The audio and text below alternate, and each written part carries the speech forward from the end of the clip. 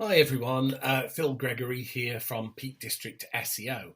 And recently I noticed that I'm getting a lot of inquiries about website migration. Now, if you're planning to migrate your website, meaning that you have an existing website and you're thinking of having a brand new one built, then what you need to do is put a migration plan in place.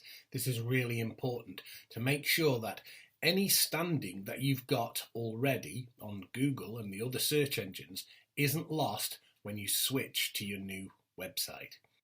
So if you're planning to do that, you really should talk to someone like me. I'm not saying necessarily 100% me, someone like me, to make sure that the existing website rankings that your website has do not just fall off a cliff.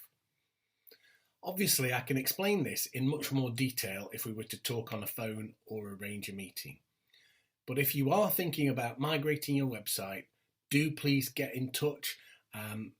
Our initial consultation is free, and I'll happily talk you through some of the steps that I think need to be in place to make sure you maintain your website rankings.